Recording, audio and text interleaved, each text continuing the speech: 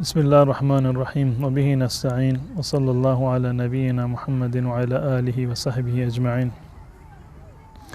بینندگان عزیز و ارجمند، یکی از موارد بسیار مهمی که متاسفانه در جامعه امروز ما کم اهمیت شمرده می شود و چه بسا اندک اندک دارد نایاب می شود، ادای امانت هست. امانتداری امروزه به گونه‌ای هست که اگر شما یک انسان امانتدار و امین را پیدا بکنید، برای شما شاید جای تعجب و شگفتی باشد.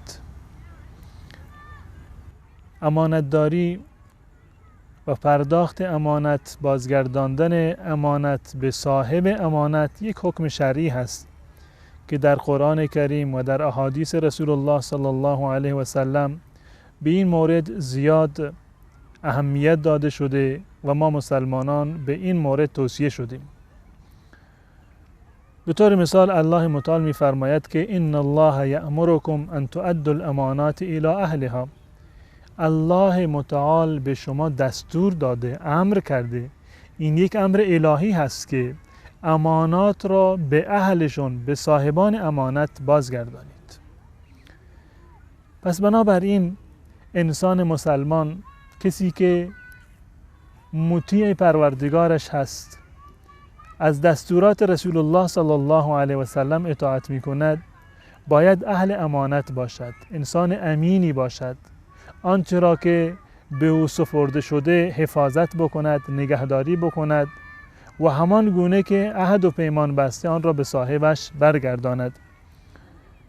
انسانهایی که امانتداری نمی کنند، دیده و دانسته و همدن خیانت می کنند در امانت، وعید سختی از جانب رسول الله صلی الله علیه و سلم دربارهشون وارد شده. در حدیث صحیح بخاری هست که حضرت ابو هریره رضی الله تعالی عنه میگوید رسول الله صلی الله علیه و سلم فرمودند آیت المنافق ثلاث.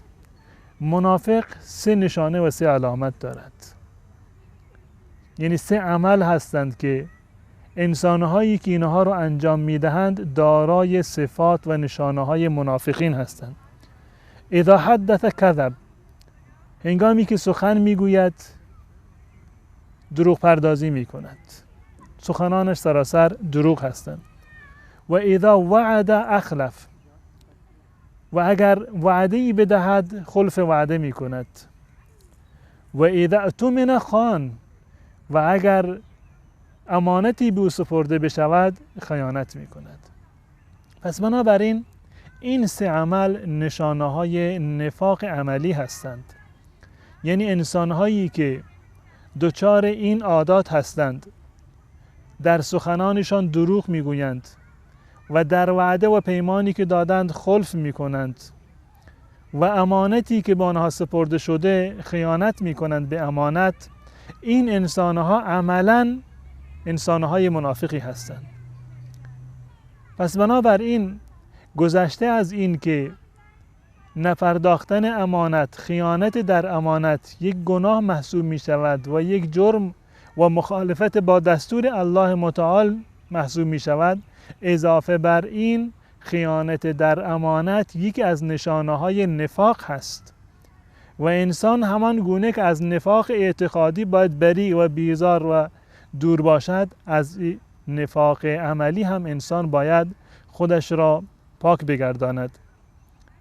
و بدین خاطر هست که رسول الله صلی الله علیه و سلم در روایتی اون کسانی را که امانتدار هستند، امین هستند، آنها را به بهشت وعده داده.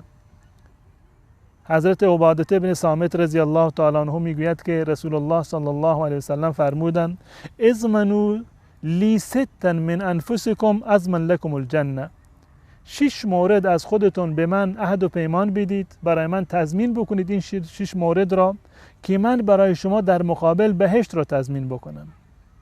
6 مورد را و 6 چیز را به من تضمین بدهید که این کارها را انجام میدهید، من هم متقابلا شما را وعده به بهشت میدهم و بهشت رفتن شما را تضمین میکنم. ببینیم که این 6 مورد چی هستند. ایشان میفرماید اصدقوا اذا حدثتم، زمانی که سخن میگویید راست بگویید، مواظب باشید که دروغی از زبان شما خارج نشود. و اوفو اذا وعدتم، و هنگامی که با کسی عهد و پیمان کردید، وعده دادید، بر وعده خودتان استوار بمانید و وفای به عهد بکنید. و ادو اذا اؤتمنتم، و هنگامی که امانتی به شما سپرده می شود امانت را بپردازید، حفظ بکنید امانت را. امین باشید در مقابل اعمالی و در مقابل اقوالی و در مقابل رازهایی و اموالی که به شما سپرده می شود. واحفظوا فروجکم، و دامنتان را پاک بدارید. و غضوا ابصارکم، چشمهایتان را پاک بدارید از چشمچرانی و نگاه به نامحرمها و محرمات. و کفوا ایدیکم، و دست خودتان را از اذیت و آزار مسلمانان باز دارید. رسول الله صلی الله علیه و سلم می‌فرمایند که اگر شما این 6 مورد را به من تضمین بدهید که بر این 6 مورد عمل بکنید، من به شما تضمین بهشت را میدهم و بهشت را برای شما ضامن میشم.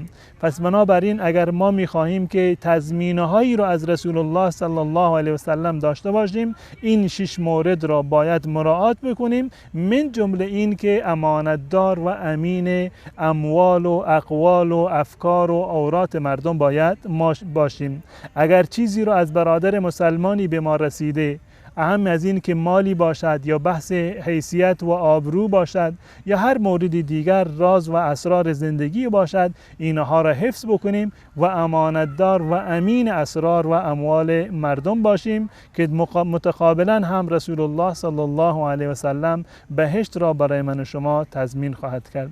به امید این که جامعه امین و امانتدار و مردمانی مورد اعتماد و اطمینان باشیم، شما را به الله متعال می سپارم. السلام علیکم و رحمت الله و برکاته.